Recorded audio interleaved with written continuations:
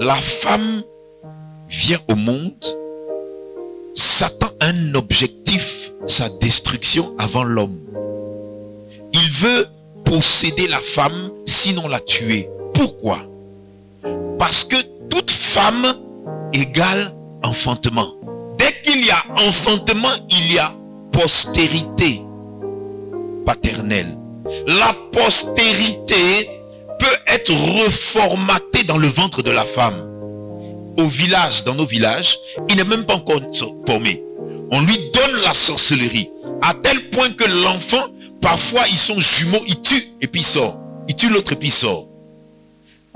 Il s'avère que la postérité peut être reformatée de deux manières. Premièrement, par le Saint-Esprit. Deuxièmement, par des démons. Des démons peuvent reformater la postérité de quelqu'un dans le ventre de la femme, ou le Saint-Esprit peut reformater la postérité de quelqu'un dans le ventre de la femme. Donc, quand tu sors du ventre de ta mère, quand tu sors du ventre de ta maman, tu es la postérité d'un homme et d'une femme et tu as en toi leur ADN. Maintenant, l'ADN, c'est l'écriture de ta personnalité et il peut avoir dedans des choses qui sont déjà un avantage pour les portes d'entrée. Écoutez, l'impolitesse commence quand on est petit. La prostitution commence quand on est petit. La délinquance commence quand on est petit. Et souvent, le fils est le modèle de son papa. La fille est le modèle de sa mère. Les enfants, dès le bas âge, ils vont commencer à ouvrir des portes.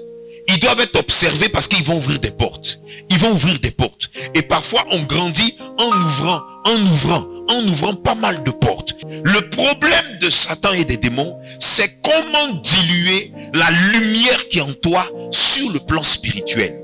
Donc, pour diluer la lumière qui est en toi, il va utiliser tes cheveux, tes yeux, tes oreilles, ton nez, ta bouche, tes seins, tes pores, ton sexe, etc. Tout ça pourquoi? Pour diluer la lumière qui est en toi. Satan est en train d'utiliser vos sentiments. Tu peux tuer ta femme avec tes sentiments et tu peux tuer ton époux avec tes sentiments. Du sentiment négatif, on passe à la désobéissance et un esprit de désobéissance vient ouvrir une autre porte.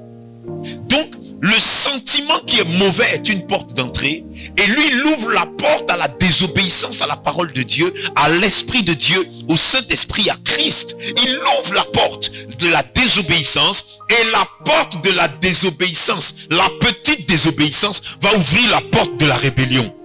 Le plus dangereux sur le corps humain, pour l'humain, c'est son cerveau et puis son cœur. Voilà pourquoi Christ dit, ce n'est pas ce que tu manges qui est impur, mais ce qui sort de ton cœur là, c'est lui qui est bon ou bien c'est mauvais et c'est dangereux. Donc, tes sentiments viennent de ton cœur. Amen. Écoutez, est-ce que vous aimez Jésus? J'adorais tout à l'heure. Pourquoi? Parce que j'ai les larmes aux yeux, parce qu'il m'a aimé le premier. Il m'a aimé pour me ramener à la vie. Il t'a aimé. Il y a quelque chose qui est dangereux, c'est ton cœur. Et le Saint-Esprit me dit, tu vois, c'est de l'abondance de ton cœur que ta bouche s'exprime. Regardez, il y a des gens qui sont mariés et puis ils mendient l'amour. C'est l'abondance de son cœur. Un homme qui ne peut pas dire je t'aime à sa femme. Une femme qui ne peut pas dire je t'aime à son mari, c'est de l'abondance de son cœur. Tu veux la guérison, tu veux réussir dans ton travail, tu veux réussir dans les affaires. Quel est ton sentiment? Écoutez, je vous en supplie, séparez-vous de vos amis qui sont impudiques, qui sont prostitués, qui sont injurieux, qui sont méchants, qui sont colériques. Tu n'es pas Jésus. Regardez. Vous ne pouvez pas regarder. Ce matin, j'ai mis une chanson de Petit Denis, puisque j'étais je regardais les trucs de Zouglou. J'ai mis une chanson de Petit Denis. Voilà quelqu'un qui est très fort. Il n'arrive pas à s'en sortir. Pourquoi? Un jour, ses sentiments l'ont trahi. Il a rencontré des amis qui se droguent. Ils lui ont donné la drogue, il se disait que c'est la vie, que c'est le show. Regardez, beaucoup sont devenus des prostituées juste parce qu'un jour, le show les a conduits dans « vends ton sexe pour avoir l'argent ». Beaucoup de drogués sont devenus drogués parce que les parents n'ont jamais fait attention que les sentiments de l'enfant sont en train de le conduire à la désobéissance et donc à la rébellion. J'étais à la brigade des mineurs. J'étais assis sur la terrasse. Et les 3 femmes qui sont là, assises à côté de moi, leurs enfants sont en prison. Il y avait 6 filles, 8 garçons dans une cellule. 14 ans, 13 ans, 18 ans. J'étais assis sur la terrasse. Elles ont commencé à pleurer. Je leur ai dit, pourquoi vous pleurez? Elle dit, notre enfant est dedans. Ils ont donné de la drogue à une fille, des enfants. Hein. Donc, quand elle était droguée et qu'elle était endormie, ils l'ont violée. Mais quand les enfants se sont mis ensemble pour violer la fille, ils jouaient. J'écoutais attentivement la dame et elle dit, nous on pensait qu'ils étaient au bar. J'ai dit, quel bar? Elle dit, bon, à 14 h, ils s'en vont dans les bars. Bon, ils reviennent vers 23 h. J'ai dit, il a quel âge? Il a 14 ans. Comment plusieurs petits garçons comme ça, vous les laissez au bar? Vous étiez où? Et leur papa était où pour que vous les laissiez au bar?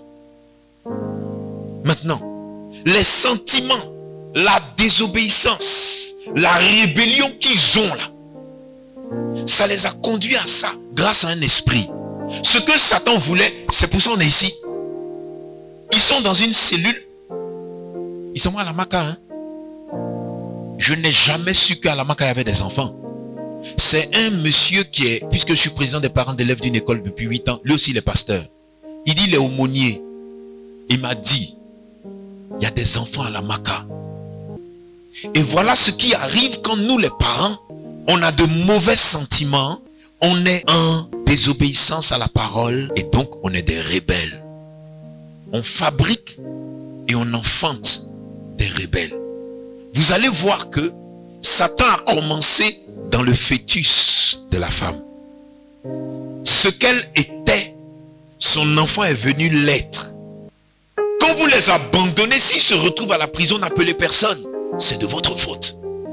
Avez-vous remarqué que quand tu rencontres une femme, pour se faire belle, elle met des mèches ou bien elle met la perruque. Donc Satan a travaillé pour la présentation de son produit. Et donc, il va travailler pour l'entrée dans ta vie. Et il va travailler pour apprendre à se déployer une fois qu'il est dans ta vie. Dans le thème du séminaire, c'était comprendre l'urgence du combat spirituel, fermer les portes d'entrée et apprendre comment faire son autodélivrance. Amen. Donc, 1 Timothée 3 verset 9 dit, conservant le mystère de la foi. Quel mystère il y a dans la foi? Pour que toi tu puisses le conserver, on a d'abord et puis on conserve. Amen. Le problème qui se pose dans la vie chrétienne aujourd'hui, c'est qu'on n'a rien. Il faut d'abord avoir le mystère de la foi et puis maintenant apprendre à le conserver.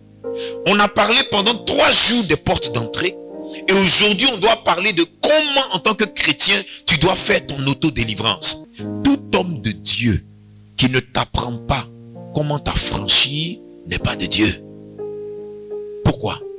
Puisque la présence de Christ est dans l'homme de Dieu. L'homme de Dieu a la présence de Christ. Christ est la liberté et la délivrance.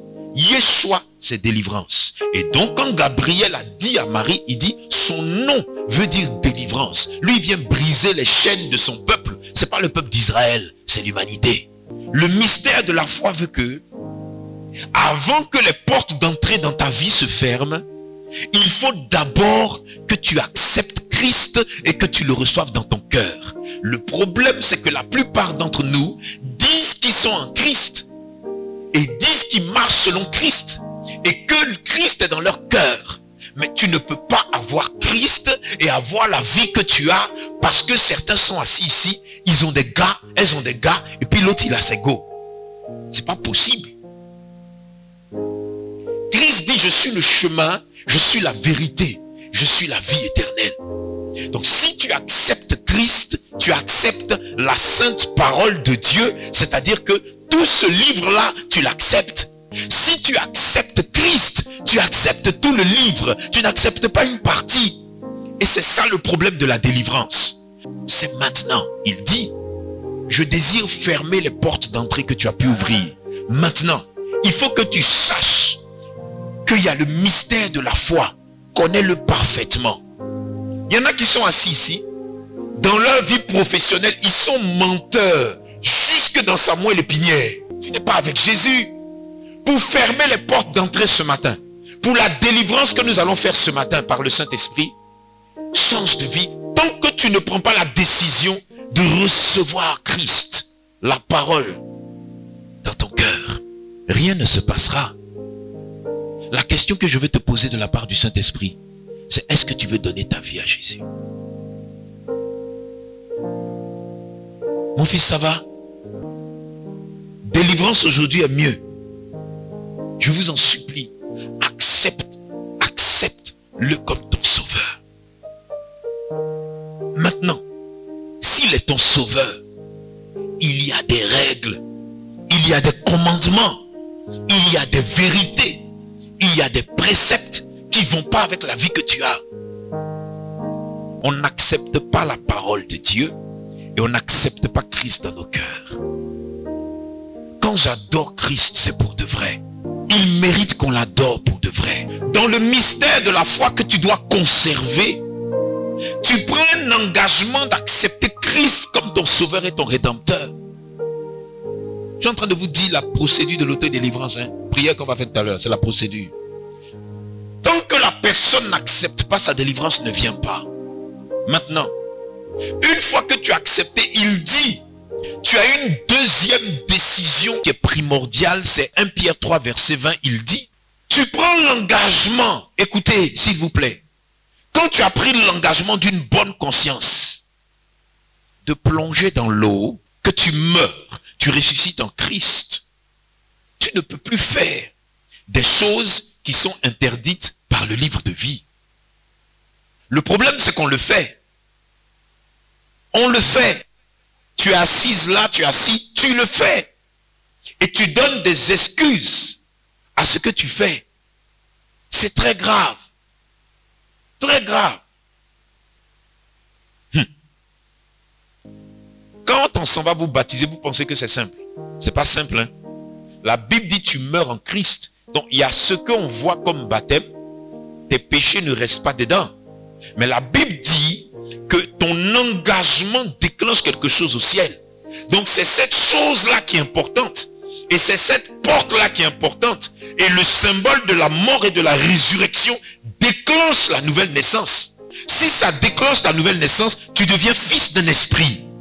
Donc si tu deviens fils du Saint-Esprit, automatiquement, il ferme toutes les portes d'entrée que tu avais pu ouvrir dans ta vie. Parce que c'est après toutes ces portes-là que tu es rentré dans l'eau. La question, après ton baptême, tu as fait quoi?